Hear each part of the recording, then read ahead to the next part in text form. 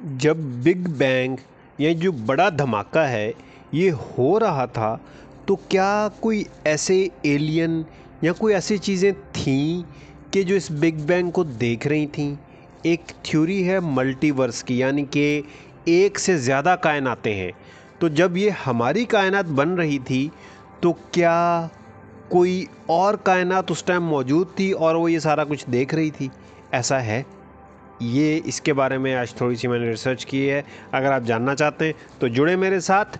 और अब मैं आपको थोड़ी सी एंशियंट वर्ड से भी और पीछे लेके जाना चाह रहा हूँ, यानी कि जब आसमान वगैरह, जो आसमान ज़मीन या ये चीज़ें बनी हैं या ये यूनिवर्स जब बनी है, तो मैं तब आपको उस पॉइंट पर मैं आपको लेके जाना चाह रहा हूँ। तो टाइम मशीन में बैठें और पेटी कस लें।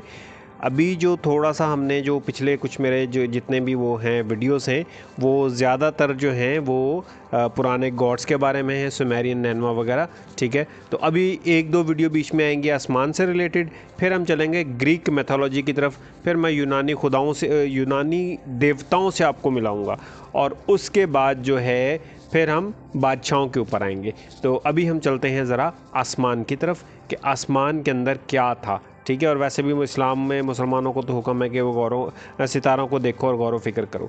तो आ जाएं जी, पहले कॉन्सेप्ट को देखें कि आपकी यूनिवर्स बन रही है और किसी और यूनिवर्स के ऊपर कुछ लोग रह रहे हैं जो ये सारा मंजर देख रहे हैं। अच्छा, एक है इंटरनल इन्फ्लेशन थ्योरी।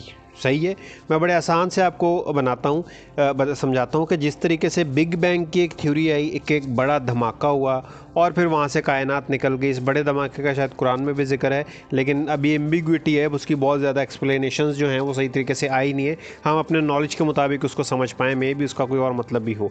ठीक है, तो वो बिग बैंग की जो थ्योरी है, थ्योरी हमेशा सच नहीं होता, वो एक ऐसा वक्ती सच होता है जो हकाइक की बुनियाद पर, जो या जो अवेलेबल फैक्ट हैं उनकी बुनियाद के ऊपर बनाया जाता है। मिसाल के तौर पर किसी घर में अगर चोरी हो गई और आपने वहाँ देखा कि कोई फ़ौजी बूट टाइप का निशान पड़े हुए हैं, तो अब आप उसी फैक्ट को देखकर ये देखेंगे कि शायद कोई पुलिस वाला या फ़ौजी आके चोरी कर गया है।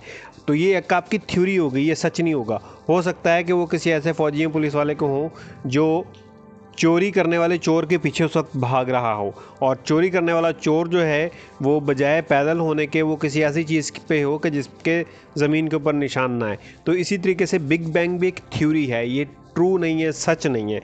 ठीक है, तो थ्योरी के हिसाब से जो ये इंटरनल इन्फ्लेशन थ्योरी है वो ये कहती है कि जितनी भी कायनातें हैं, मल्टीवर्स हैं, बहुत ज़्यादा, ये पूरा ब्रह्मांड है, जो पूरा इस कायनात के अंदर भी कायनातें हैं, वो जो हैं उसके अंदर ये इस तरह के बिग बैंग होते रहते हैं, यानी मुसलसल होते रहते हैं। मुसलसल नई जो है कायनातें वो वजूद में आती रहती हैं। पहले एक कायनात, फिर दूसरी कायनात, फिर तीसरी कायनात, फिर चौथी कायनात, फिर इसी तरीके से वो वजूद में आती रहती हैं। फिर कायनात के अंदर सितारे बनते रहते हैं, सितारों के अंदर स्यारे बनते रहते हैं, स्यारों के अंदर फिर ज़िंदगी पनपती रहती है।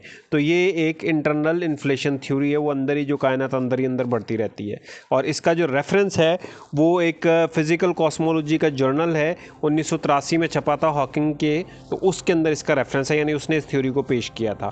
और कहा जाता है जो अनुनाकीज हैं या प्लीडियंस हैं, प्लीडियंस भी अनुनाकी की तरह किसी दूसरी स्यारे की मखलूक है, या हमारी कायनात से भी निकल के कोई इंटरगैलेक्टिक किस्म की कोई मखलूक है, गैलेक्सीज के अंदर ही वो आती जाती रहती है। तो उन्होंने इस बिग बैंग को नोटिस किया था, यानी देखा था कि उनके सामने हमारी कायनात फटी और ये पूरे के पूरे बन गए, यानी कि ये सारी चीज़ें जो हैं वो सामने, उनके सामने बनी हैं। चाँद, सितारे, सूरज, ये सब उनके सामने बने हैं, और वो अपनी उस वक्त की जदीद टेक्नोलॉजी की मदद से इस सारे मंजर को देख रहे थे। इसके ऊपर जो है 1976 में एक छोटी सी रिसर्च की थी हार्पर ने, दी 12th प्लैनेट के नाम से उसकी एक किताब है, उसके अंदर ये चीज़ें मौजूद हैं। और उसी दौरान ही जो है ये अनुनाकिस वगैरह ने उसी दौरान ही, जैसे ये ज़मीन आसमान बने या बिग बैंग हुआ था, तो अनुनाकिस उस दौरान ज़मीन पर आते रहे थे। अच्छा, फिर एक और थ्योरी आई, उसने ये कहा कि ये कायनातें बनती रहती हैं इस पूरे रिल्म के अंदर, और टूटती भी रहती हैं, तबाह भी होती रहती हैं, फिर नहीं बनती हैं, फिर तबाह होती हैं, नहीं बनती हैं, यानी कि ये एक पूरा साइकिल है। जैसे ज़मीन पर इंसान आते हैं, मरते हैं, फिर और आ जाते हैं, फिर और मरते हैं, फिर आते रहते हैं, तो ये एक पूरा साइकिल है। और अगर हमारे पास कोई इस तरह की टेक्नोलॉजी बन जाए कि जो नई कायनात बन रही है, या बन चुकी है, या जो बाकी कायनातें हैं उनके साथ हम किसी तरीके से इंटरेक्शन कर सकें, बातचीत कर सकें, तो हमारे इल्म और नॉलेज के अंदर बेशबहा इजाफ़ा हो जाएगा। अच्छा, एक इसमें इंटरेस्टिंग फैक्ट ये है कि मिसाल के तौर पर आप एक छत पे खड़े हुए हैं और आपके पास उतरने के उस टाइम 2 या चलो 3 कह लेते हैं, 3 रास्ते हैं। नंबर 1, आप छत से डायरेक्ट छलांग मार दें। नंबर 2, आप लिफ्ट के ज़रिए नीचे आएँ।